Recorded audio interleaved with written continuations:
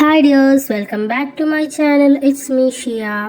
എല്ലാവർക്കും സുഖമാണ് വിചാരിക്കുന്നു. ഞാൻ ഇന്നിവിടെ ഉണ്ടാക്കാൻ പോകുന്നത് മിക്സ്ഡ് വെജിറ്റബിളും മൈദദോശയാണ്. എൻ്റെ അടുത്തുള്ള വെജിറ്റബിൾസ് വെച്ചിട്ടാണ് ഇന്ന് മിക്സ്ഡ് വെജിറ്റബിൾ ഞാനിവിടെ ഉണ്ടാക്കുന്നത്.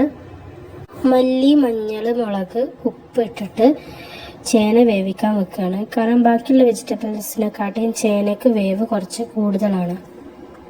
ചേന വേവിച്ച് മാറ്റിയിട്ടുണ്ട്.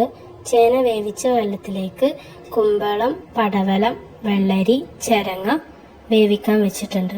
വേവിക്കാൻ വെച്ച വെജിറ്റബിൾസൊക്കെ വെന്ത് കിട്ടിയിട്ടുണ്ട്.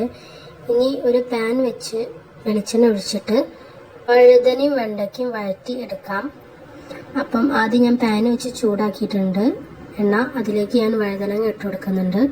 അതിൻ്റെ ശേഷം ഞാൻ കുറച്ച് ഉപ്പും ഇട്ട് കൊടുക്കുന്നുണ്ട് അതിൻ്റെ കൂടെ. എന്നിട്ട് ഞാൻ വെണ്ടയ്ക്ക ആഡ് ചെയ്ത് കൊടുക്കുന്നുണ്ട്. അതൊന്ന് മിക്സ് ചെയ്തിട്ട് അടച്ചു കൊടുക്കാം. അപ്പം ഇവിടെ നമ്മൾ വെണ്ടയ്ക്കയും വഴുതനയും റെഡിയായി കിട്ടിയിട്ടുണ്ട്. ഇനി നമുക്ക് ഇതിലേക്ക് ഇതിൻ്റെ മസാല ഉണ്ടാക്കാം. ഞാനിവിടെ ഗരം മസാലയാണ് യൂസ് ചെയ്യുന്നത്. അതിൻ്റെ പകരം കായപ്പൊടിയും നിങ്ങൾക്ക് യൂസ് ചെയ്യാം. ഞാനിതിലേക്ക് ആദ്യം വെളിച്ചെണ്ണ ഒഴിച്ചിട്ടുണ്ട്. അതിലേക്ക് ഞാൻ ചെറിയ ജീരകം ഇട്ട് കൊടുക്കുന്നുണ്ട്. അതിലേക്ക് ഞാൻ പിന്നെ ആഡ് ചെയ്യുന്നത് വലിയ ഉള്ളിയാണ്, പച്ചമുളക്, വേപ്പില. അതിൻ്റെ ശേഷം ഞാൻ ഇതിലേക്ക് ഉപ്പിട്ട് കൊടുക്കുന്നുണ്ട്.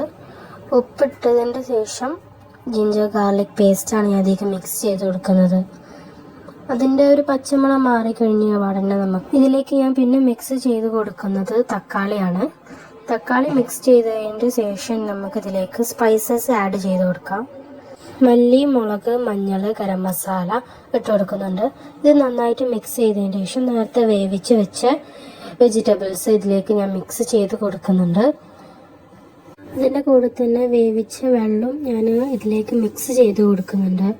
ഇത് കുറച്ച് നേരം വെച്ചാൽ മതിയാവും, കാരണം വെജിറ്റബിൾസൊക്കെ വെന്തതുകൊണ്ട്. ഇതിൻ്റെ മസാലേൻ്റെ കൂടെ ഒന്ന് പിടിക്കാൻ വേണ്ടിയിട്ട് ഒരു 5 മിനിറ്റ്സ് നമുക്കിത് അടച്ചു വെക്കാം.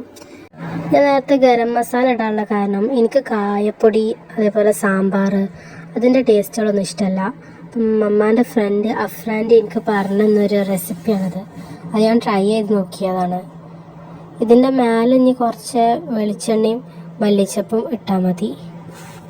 ഞാനിവിടെ ഗ്രേവി ആക്കിയിട്ടില്ല. ഇനി ഗ്രേവി ആക്കണം എന്നുള്ളവർക്ക് ചൂടുവെള്ളം ഒഴിച്ചാൽ മതി.